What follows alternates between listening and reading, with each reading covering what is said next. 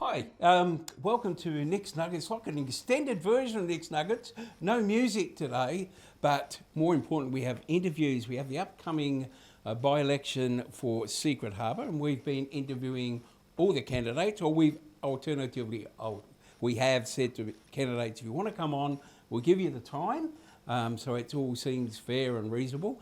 And added to that, we have, have I had a mental blank? No, I haven't. Georgia. There you go. You got there. Well done, Nick. I don't know why I thought Sophie, but Sophie's your assistant. Yeah, she is. Yeah, but she is making it all about her. So I'm not surprised that she snuck her name into the interview too. So look, we're not talking gambling, but if we were talking gambling, you would think that having about 11%. Is that the 11.5? Yeah. Paul's margin. If we're betting, people were putting. Well, you are the favourite. Yeah, apparently I am. Apparently on the sports bet odds, I'm currently the favourite. Yes, but they change. They can do, yeah. And it's such a. I was talking to somebody coming into the studio, and they said that what's happening all around the world is that there's huge swings, and some people you didn't think would get in got in, and so.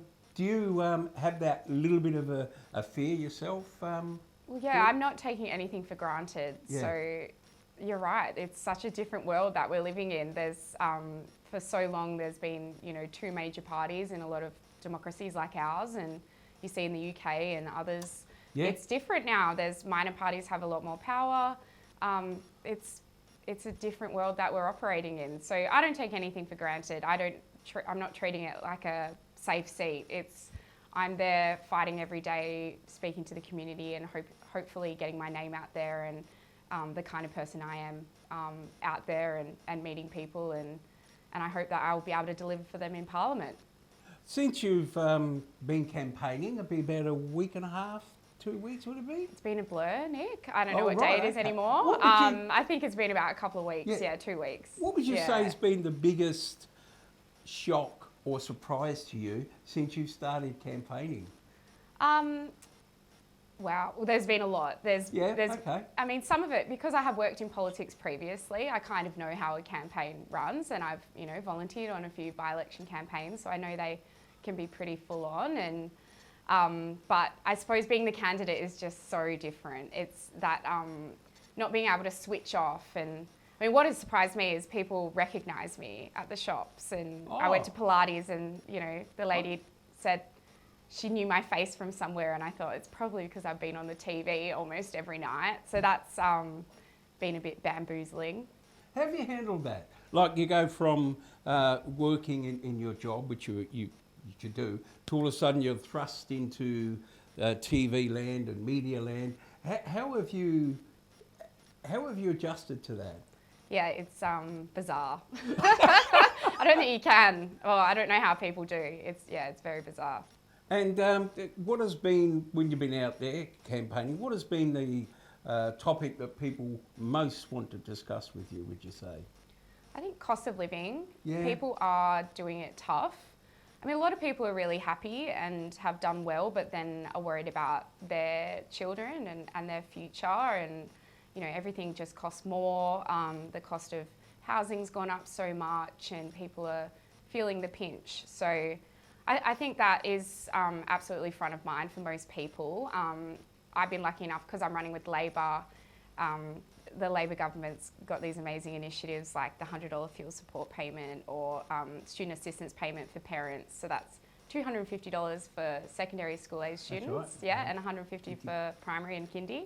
So that's awesome, because I talk to people when I'm door knocking, and parents have already accessed it, or they're all over the Service WA app.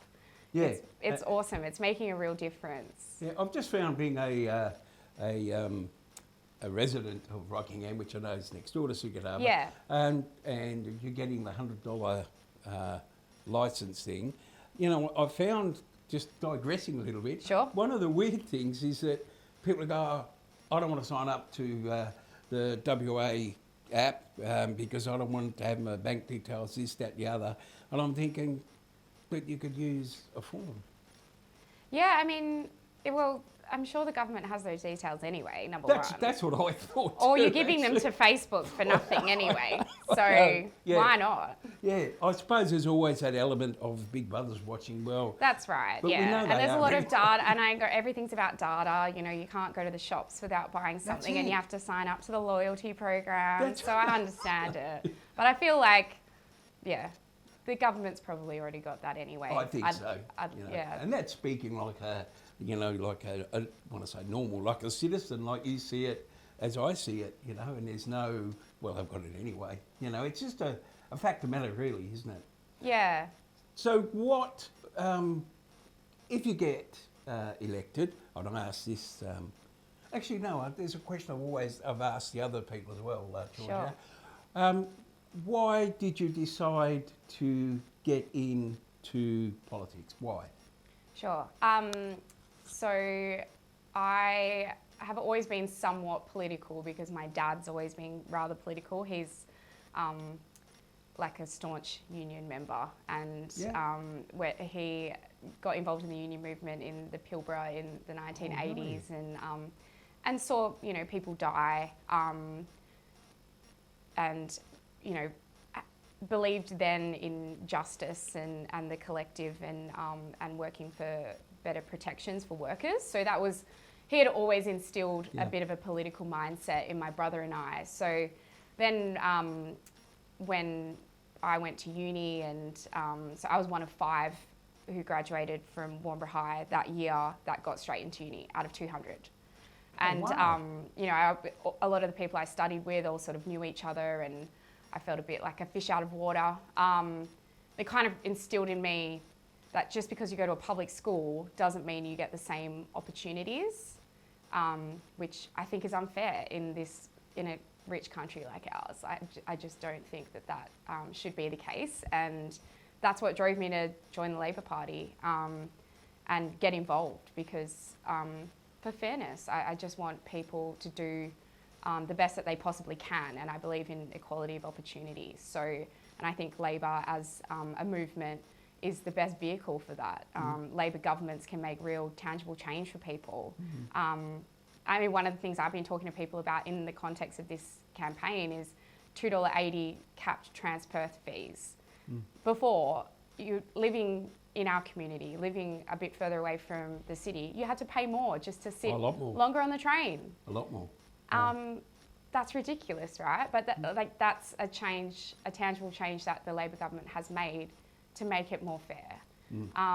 And that's what I believe in, that in essential services being paid for by the state, like healthcare, so Medicare, public hospitals, and investment in public schools and public transport.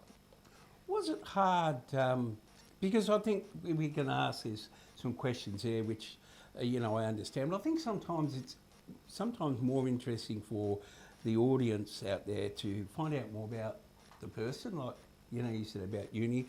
So how hard was it to promote your ideas in the Labor Party movement to get where you are? Yeah, I've always been a bit outspoken, I suppose. Yes. In terms of, I think it's a really great place to share ideas, and I've really enjoyed it. I mean, I've been a party member for 13 years now, and been in a few different branches, and I was in the university party as well, the Curtin Uni party, and I've been to conferences over on the East Coast and met people all over Australia. Which has been such a lovely experience as well, because so many people have been in touch supporting me in this by-election. Friends who are now MPs in South Australia or in New South Wales, you know, calling me, and well, they're over at the national conference at the moment, so I think they're all talking about me. Hopefully, so hi guys. Hopefully in a positive way. Yes, of course. I got a cheer apparently at the dinner last night. So.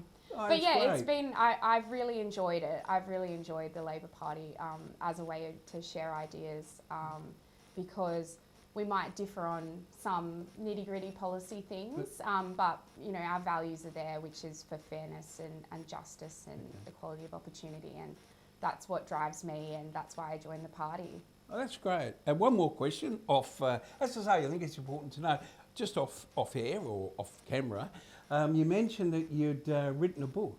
Now, see, people out there like me, would not have put you down as an author, but you've written a book, which was called? That's right. So it's Old Boy, which is a memoir about my dad. So he was a heroin addict in the 70s and 80s and dealt with mental health issues. Found himself in Fremantle prison. And, really? Yeah, he did. And then he turned his life around. He went up north and, as I said before, found purpose in the union movement and got an adult apprenticeship, and then met my mum and moved our family down here. And yeah, he turned his life around. But his drug dealer was hanged in Malaysia for drug trafficking. Yeah. And that's what I think. Sorry for interrupting. No, not at all. That's what I think's good that people hear. You know, like it's not like a lot of places throughout the world you're born to rule, or you know what I mean. But That's right. your dad being heroin addict, I think it's good for people to know that it's like a nuts and bolts background you came from. It's not a, privileged. No, I was the first in my family to go to university, and my mum died when I was little, so my dad raised my brother and I on a single wage, working as an electrician at Alcoa, so like many people in the community. I think it's great, I really do, because there's the people, it's the person behind the thing, and I think it's great that people get to know that, rather than as I say, you've been ordained and you'll be next in line. I think it's great. So what, there's a few questions here, we can either touch them or not. What's your passion, that we talk about in that those questions there about mental health? There's a little bit about penguins and the environment's another big one. What's your passion, would you say, Georgia, out of the subjects? If you had to pick one, say, really, would it be cost of living?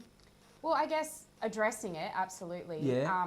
And equality of opportunities, social mobility. So, and cost of living is part of that, but so is education. Just ensuring that everyone in our community has access to essential services and the opportunity to grow, to study if they like, or go to TAFE and get an apprenticeship, but be able to provide for their families and have people prosper and be able to enjoy, this life that so many of us are, just to bring people who are struggling up, and to be able to succeed like the rest of us.